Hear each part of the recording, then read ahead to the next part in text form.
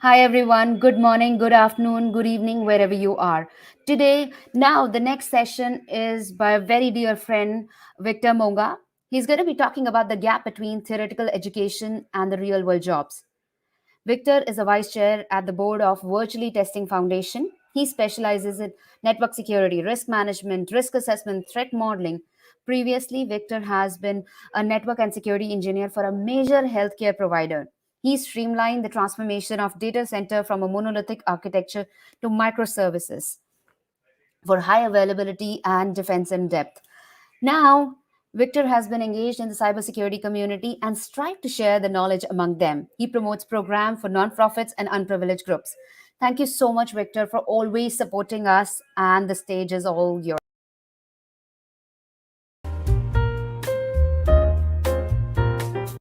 Welcome to DiverseSecCon 2021. During this session, we'll discuss an ongoing challenge of cybersecurity job opportunities, skills required, what employers are looking for, and finally, why we have not been able to solve this challenge yet. With your help, we can contribute to reduce this gap between job opportunities and job seekers. With your help, we can understand how to supply cybersecurity job industry of what they are demanding from us as security professionals. I, for one, are never a big fan of long introductions. You're not here to listen about my achievements and my experiences, so I would like to actually tell you a very short story about the inspiration behind this topic of what we will be discussing today.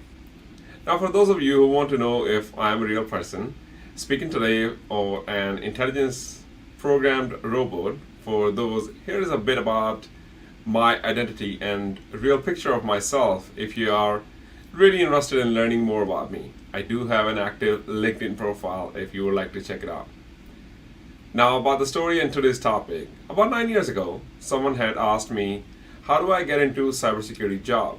Without thinking too much about it, I asked, do you have a cybersecurity education? And she said yes. She has completed her master's in cybersecurity. She has earned few certifications such as CEH, CISSP, SANS, etc. I made a surprised face because to me, that's all usually you need to get into a job focused on cybersecurity. For a minute, I was speechless. She asked me again, how do I get a cybersecurity job? This time, I actually thought it for a minute and I said, let me get back to you. I had contacted some of my friends who are hiring managers. I asked, what does one need to get into cybersecurity job, if not just the education? I was told repeatedly, it's the hands-on experience. Having a formal education is only half of the recipe. If you want to ensure your success and want to make sure a mark during your interviews, you need to have hands-on experience. During this session, we will discuss it in detail to get hands-on experience and how to showcase your skills to be the best candidate for a cybersecurity job. As we are discussing about the jobs and experience, here's what I understand after talking to about 15,000 job seekers who have the college degree and or latest certifications but don't have the job. So employers are looking for skilled and experienced candidates. Candidates are looking for jobs to gain experience. Now you can see the endless loop that we are in today. I do want to make a point that it is very important and cannot be missed that you do need formal education from universities, online courses, trainings, etc. You do need to listen to speakers and get mentors. All of that is a required first step to obtain the skill to set your foundations. However, the journey to get a job doesn't end there. Once you have the formal education and obtain the theoretical knowledge and skills, there are further steps to set you up for success. First, let me make sure I say this upfront. It is not an exact formula how I came up with this split which you are about to see on this slide. This is purely qualitative math after speaking to multiple hiring managers. Candidates put their best effort to learn theoretical technical skills and yet cannot make an impression during interviews. Why? Why is that even possible, right? If you are an A grade student of your college and did everything by the book, studied day and night, aced the exams, and yet cannot make an impression in front of interviewer, why? Once I started researching on this issue and spoke to hiring managers about it, I was told theoretical skills are only less than half of what organizations are looking for. Hiring managers want a candidate who can demonstrate those theoretical skills, who have gone through a hands-on experience. And that could be in a form of an internship. Hiring managers want to actually get a candidate who have gone through some sort of corporate culture. Now you can imagine why candidates and hiring managers are not understanding each other, because they are not on the same page. Candidates are focusing only on the theoretical skills, and hiring managers want to get a candidate who has more than just theoretical knowledge. Now here's an extension of what we just talked about. Technical skills, right? So my research continues about why candidates are not getting jobs in cybersecurity. I've started talking to a few folks who have theoretical knowledge and have hands-on technical skills. They have been doing all sorts of, quote unquote, cool ethical hacking projects. They are learning cutting-edge hands-on technical skills, hoping to make a name in cybersecurity industry, or even hoping to secure top-level positions. Here's a story for you. Someone had reached out to me and said, I want to be a CISO. I was really happy to hear that, because that's the kind of motivation and inspiration I look for when I speak to candidates breaking into cybersecurity industry. So after getting all happy and inspiring, I asked, what are your current areas of skills? She said, I have been doing bug bounties. I have completed all rooms at TryHackMe. I have my own hacking setup where I sharpen my skills. Once I heard all of that, I was waiting for her to talk about corporate or business skills, since she wants to be a CISO. If your inspiration is to become a CISO and you are on the path to only train for technical skills, it might be a steep learning curve. Now, don't get me wrong. I am not saying that ethical hacker career path cannot lead to a CISO role. What I'm alluding to here is, if you want to be in a cybersecurity leader role, try to have management hands-on skills, because that's what is going to become your muscle memory.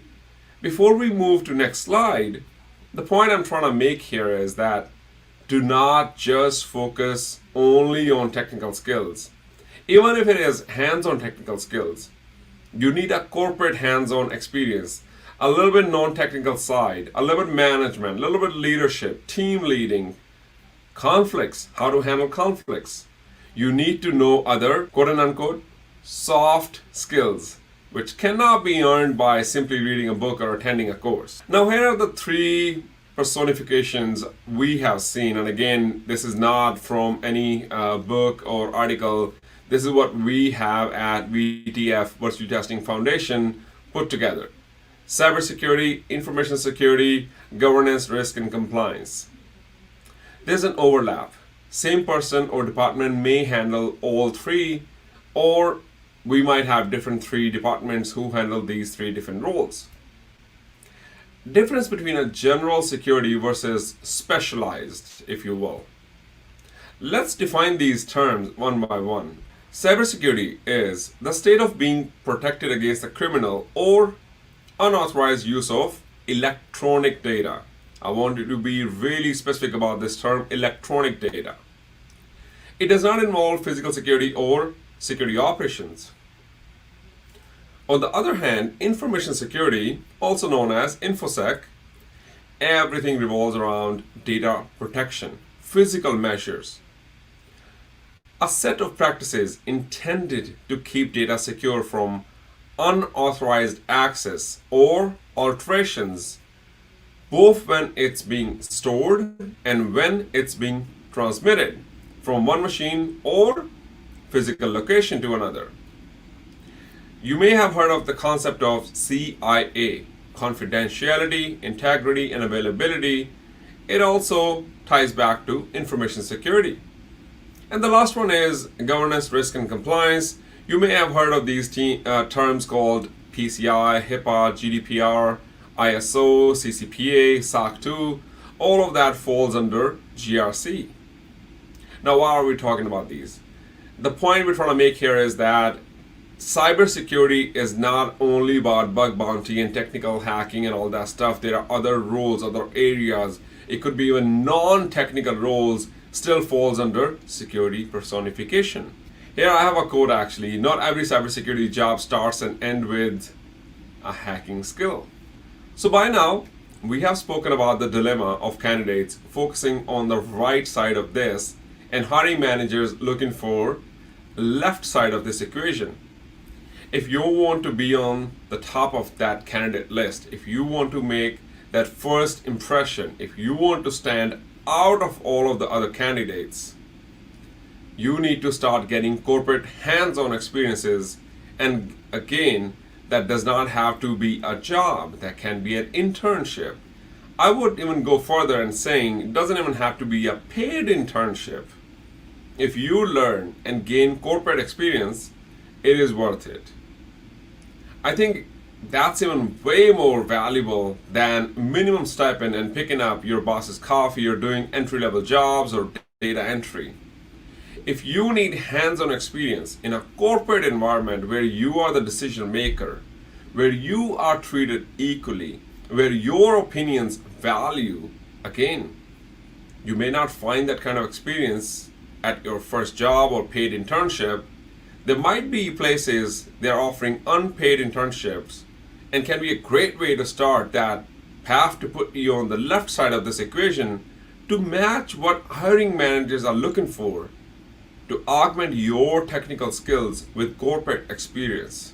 So let me walk you through a life story or a personal and professional life cycle. So in this example, that's me. When I was considering to go to college, there were different areas of study. I could have considered aerospace, medicine, cybersecurity. Maybe I wanted to be an artist, but I chose cybersecurity. And I went to a college. I learned all technical theoretical skills, Nmap, Netcat, vulnerabilities, MetaPredator, MSF, Venom, all that terms that you use day in, day out to become a technical, theoretical, well-skilled person. After college, once I graduated, I applied for jobs. I am looking to get a job. So I only focused on that 30% of the equation, which is theoretical, technical, or maybe a little bit of technical hands-on as well. However, I don't have any real experience. I don't have any other skill other than technical. I don't have any management, leadership, team building. I don't even have any professional network that I can count on. And that's what employers are looking for. Now, you know what? I got lucky.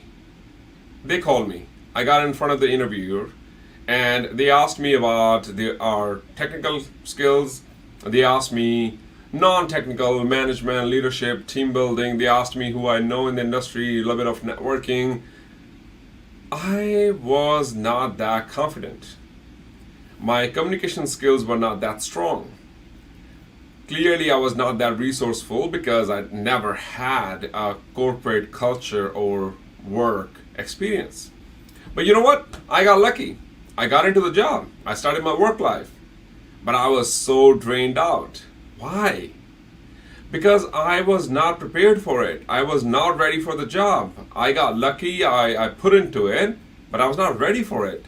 The 70% of the skills that we talked about over and over again, the time management, I was never even able to focus that if something I need to consider. But at a real job, you need to know how to manage your time, how to prioritize your tasks, how to report your task, how to find solutions and being resourceful, how to do digital communication. I know when I started this career, I didn't know how to address email properly, how to frame an email properly, how to attach proper documents to ensure that I'm not just sending stuff for the heck of it. How to be a team player. I didn't know that. I was always good at what I do. I was always really focusing on what I know and what I learned during my college time, but at the same time, I didn't know how to be a leader. And that's what the difference is between experienced versus beginner. Beginner only have technical skills. That could be theoretical or even hands-on. But an experienced person, we call them seasoned, right? They have technical skills, they have work experience, that could be prior internships, they know a little bit about management, they know how to communicate, and the most important, they are confident. They know how to be in front of people, how to shine in front of people, how to actually put your message across the table. And that's the most important part.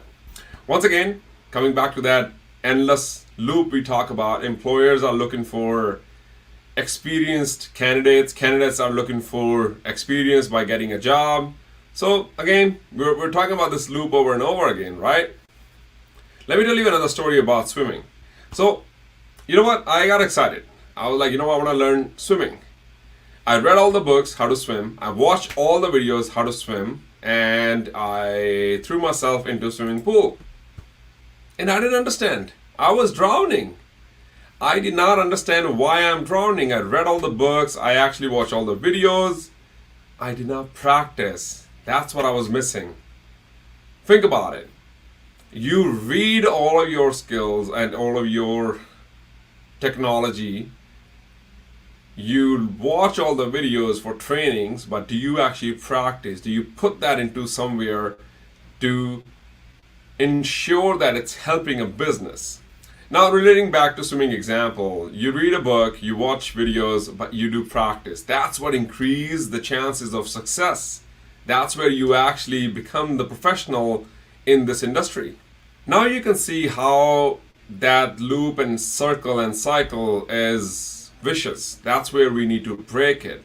If you are looking for jobs and can't find it, you have the theoretical skills, maybe hands-on technical skills, how you can break it. You can break it by getting experience. You can gain hands-on experience, a corporate experience, by getting into internships. Now, I had this question a lot. When do I start internships? Now, there's no set rule. You can start internship at any point. Either you could be a first-year student at a college, even prior to college, or you have graduated all the way. And you still have time, you can commit the time, you can apply for internships. Don't wait for it. Now you see the challenges we talked about, but at the same time, how do we convert these challenges into opportunities? College education, that's your theoretical and maybe technical hands-on knowledge and skills, plus corporate culture skills, which is soft skills, professional skills, whatever you want to call them, is the perfect recipe for that success. So I looked at some statistics that skills are increasing. Cybersecurity education, the quality, and the people who are taking the courses and trainings and going through the formal education, it's increasing. The demand is increasing. We have a lot more conferences going on, speakers, we have a lot more trainers, we have a lot more certifications going on. But at the same time, employment is going down. People are not employed properly. There are so many open jobs going on. Why? There's not enough professionals to place. Why? And again, we keep going back to that hands-on technical and non-technical skills that you can only get it by getting a corporate cultured experience that could be in the form of an internship. Now, I talked about the problem, I talked about the challenge. Let's give you a solution at the end. At VTF, Virtually Testing Foundation, we have two tracks. Beginner track, which is short term, 10 weeks, and we have a advanced track. I'll talk about it in a minute. Beginner track is ideal for people who don't have that much time, but they're going through full-time school and have other commitments, but they can give about 10 to 12 hours for 10 to 12 weeks. You learn about task management, you learn about formal communication, you build your networking, and again, that is all required to get you set up for the next level. Once you've gone through beginner track and you're ready to commit more time and you think that you can actually make a change, that's where advanced track or long term comes in, where you are assigned your own projects. You actually lead those projects. You build your confidence, you build your communication, you build your network. And for that, we are a global company. Most of our candidates are spread all across the globe, so obviously the common language we use is English.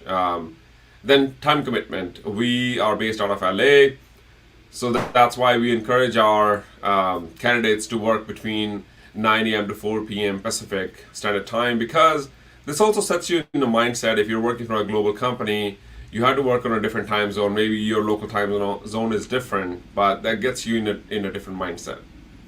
And finally, you must have a desire to learn and lead more than just technical skills. If you're just looking for the technical skills hands on, there is so much going on outside already. I don't think so you need another internship for that. But if you're looking for more than technical skills and more than just getting that nitty gritty of technicalities, this is your place. This is how you can actually get that. So we always have a lot of positions open. A couple of the well-known ones are, if you want to learn how to be the end-to-end social media influencer, or even how to post social media postings. If you want to lead a team of interns, if you want to become a marketing manager, if you want to learn how to actually outreach different vendors and partners, if you want to enhance your data center technical along with the corporate culture, we have that as well. It's called data center staff. So what happens in first and second month? You learn, you enhance your technical skills along with your soft skills. You build communication skill, you build your understanding of a corporate culture. Third and fourth month, that's where you're assigned your own initiatives, your own teams. That's where you actually start to getting a little bit of specialized. And fifth month onward, you actually lead your team. You actually have your own project that you actually work with. So here's my all-time favorite that I recommend everybody to go in and look at about the jobs, job type, where they are, so that you can really make your mind. CyberSeek is an online portal that is designed to provide all of the information and resources one needs with just few clicks of the mouse, and it's really interactive. But CyberSeek is not just meant for a person aspiring to have a career, right? It can also be used by others who are trying to recruit for the roles. Like it could be for educators, career counselors, cybersecurity employers, or even government policymakers. So you could really use CyberSeek to understand the job market in cybersecurity industry.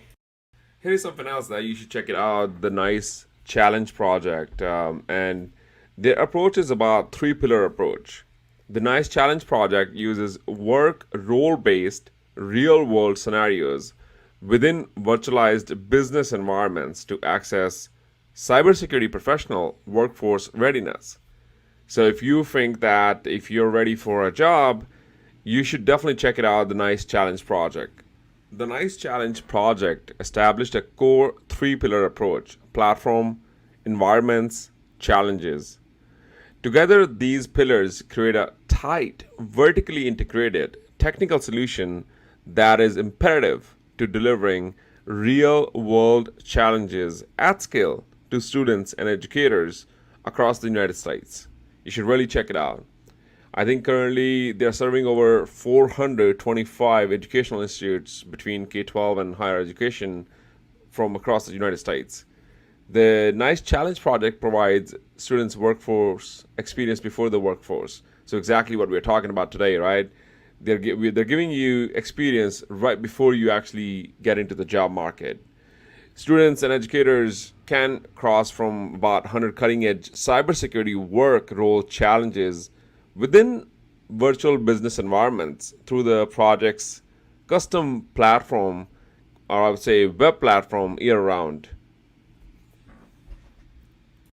Here is another free resource for you, KringleCon, and it's free to join, and you'll be able to hear from cybersecurity industry experts, and they'll talk about latest information security topics. And for our Capture the Flag fans, you'll be able to play CTF style, or they call it Holiday Hack Challenge as well. So once again, there's another one free resource for you guys to check it out and really see where you stand today when it comes to hands-on experience and hands-on technical experience, I would say, for this one.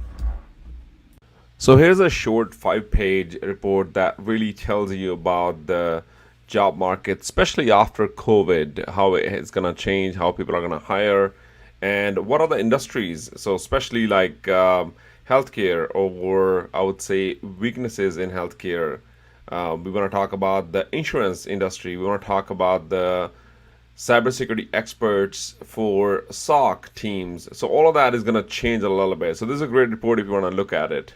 With that, we are Virtual Testing Foundation. I'm speaking on behalf of them today. We have a goal of redefining the community. We neither sell your information or data nor sell any product. At the end of the day, we are really here to help you guys. Here's a QR code. You can scan it. It'll point you to all sorts of different social media pages that you can subscribe to if you want to get more information. There's an email address, there's a website. With that, I will leave you with this one thought. Always think about this way. If there is a problem that we cannot fulfill, if there is a demand that we cannot supply, try to get on the right side to understand why we cannot be able to supply. With that, thank you very much. I appreciate your time today. Have fun at DiverseCon. Thank you so much, Victor, for joining us today. It was wonderful to have you and looking forward to you at many more sessions with InfoSec Diversity.